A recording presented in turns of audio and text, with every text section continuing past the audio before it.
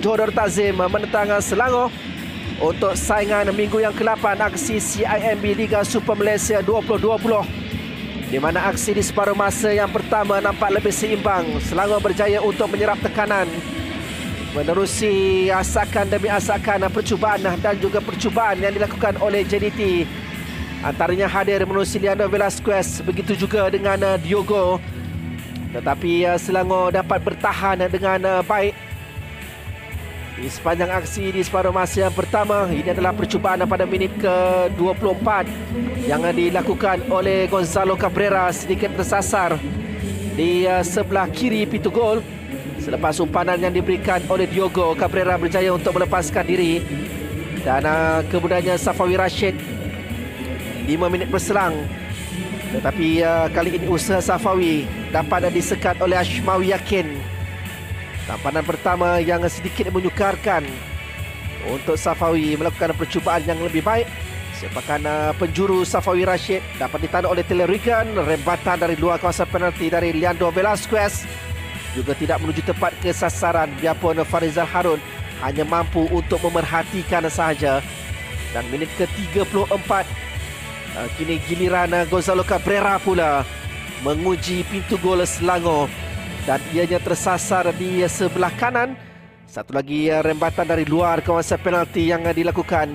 Sepakan percuma dalam tambahan masa yang berjaya disempurnakan oleh Safawi Rashid untuk menewaskan Farizal Harun, bagi memastikan JDT melangkah masuk ke bilik persalinan membawa kelebihan satu jaringan. Biarpun ada satu lagi percubaan dari Diogo selepas itu, tetapi kali ini Farizal lebih bersiap sedia.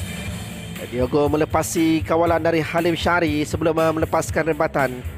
Dan permulaan di separuh masa yang kedua, mungkin ini akan diperkatakan apabila Diogo dijatuhkan oleh Nick Swirat.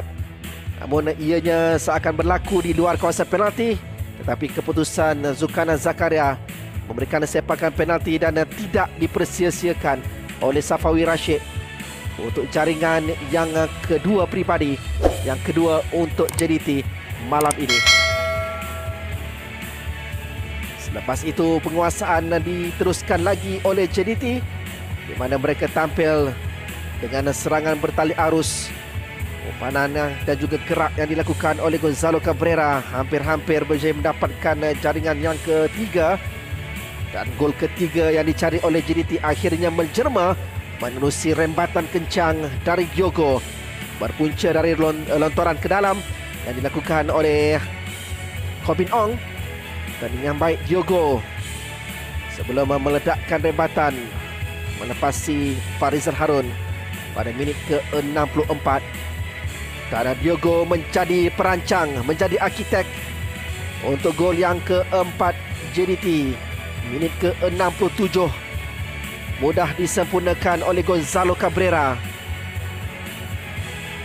Pergantian pemain dilakukan oleh Benjamin Mora selepas itu. Tetapi menyaksikan ini antara peluang pertama dari Selangor di separuh masa yang kedua. Sepakan percuma yang gagal untuk disudahkan. Dan sebaliknya pintu gol Selangor dibocori pada minit ke-71 menerusi Ramadan Saifullah.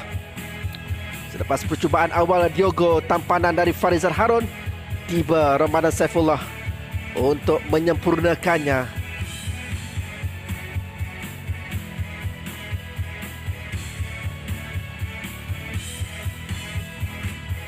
Karena sekali lagi Ramadan Saifullah tampil dengan sesuatu yang istimewa apabila lencongannya dari luar kawasan penalti sukar untuk digapai oleh Farizal Harun bagi jaringan yang ke-6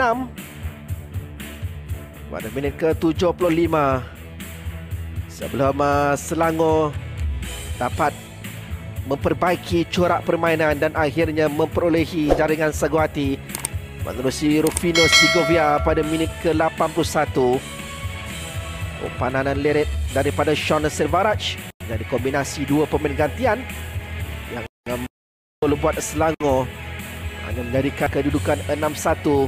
Biarpun selepas itu Rufino Segovia mempunyai satu lagi peluang, namun kali ini perjumpaannya ditampan oleh